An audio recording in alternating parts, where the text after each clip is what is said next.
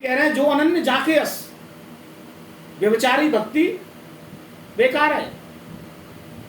व्यभिचारी भक्ति का भावार्थ ये होता है भगवान के किसी भी एक विग्रह में अपना मन, अपनी बुद्धि और अपना चित्त समाहित करो, एक में, एक के अलावा फिर कुछ नहीं। अभी आप एक में, हो सकता है कुछ समय तक नहीं समझ में आएगा तो लगेगा गणेश जी आ गए तो आप हाथ नहीं जोड़ेंगे, ऐसा भी नहीं है।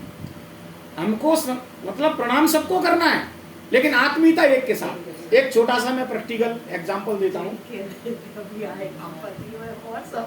आपके पति तो एक है, ससुर के भी करना है, जेठ की भी करना है। आप जैसे मैं आपकी बात ही कह रहा हूँ, आपकी चर्चा जो होती हुई आई है ना, मैं वही बोल रहा हूँ।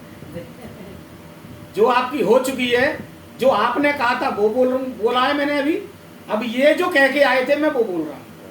जैसे आपके घर में बहू आती है, बहू आती है तो बहू ससुर का भी सम्मान करती है, सेवा करती है, देवर की भी सेवा सम्मान करती है, सास की सेवा सम्मान करती है, लेकिन 24 घंटे बर्तन भी धो रही है तो उसका ध्यान अपने पति में है, क्योंकि वरण उसके पति ने किया है, ध्यान उसके पति में। और 24 घंटे में से जो एकांतिक समय है वो अपने पति को देती है। बस ऐसा ही हमारा और हमारे आराध्य के साथ व्यवहार है, होना चाहिए। हम सम्मान सबका करेंगे, कोई भी विग्रह हमारे सामने आ जाए, दंडवत है हमारी उसके सामने, लेकिन हमारी जो आत्मीयता है, हम कहीं भी जाते हैं, पूरा वृंदावन हमने छान मारा, बिहारी जी से भी मिल जाए, बिहारी जी भी मिल जाते, सब कुछ हो जाता है, लेकिन जब तक राम जी नहीं हमको दिखते तब तक हमारे अंदर की कली खिलती नहीं है। जो दिल की कली है वो तब खिलती है जब वो मिलता है जो हमारा है। लाखों की भीड़ में इतने लोग हैं, सब इंसान हैं, मदद भी सब करेंगे, लेकिन जो श्रीवास्तव जी कर सकते हैं वो कोई नहीं कर सकता। भाई इनने वर्ण किया है, सामान्य को अधिकार नहीं है करने का, इनने वर्ण किया है ना। ऐसे ही हमने जिसका वर्ण किया है,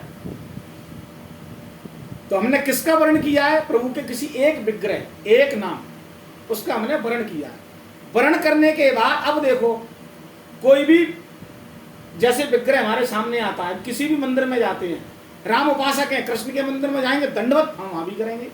अच्छा, ये आरंभ की बात है, थोड़ा सा ज्ञान आगे बढ़ेगा तो फिर सब में वही है, फिर वो बात खत्म हो जाती है, लेकिन प्रारंभिक अवस्था तो यही है। तो हम देखो किसी भी मंदिर में जाएंगे, प्रणाम सबको करेंगे, लेकिन ध्यान हमारा 24 घंटे वही रखा है, एक ही नाम में, एक रूप में। और जो हमारे जीवन का एकांतिक समय है, एकांतिक समय का मतलब साधना का जो समय है, वो उन्हीं के साथ होगा, दूसरा नहीं। तो जब ऐसी अनन्यता, एक गीता का भी श्लोक आता है, अनन्यांते चिंतयन्तो माम ते जनाः परिपासते, जो मुझे अनन्य भाव से मेरी शरण में आता है। अनन्य का मतलब अन्य नहीं,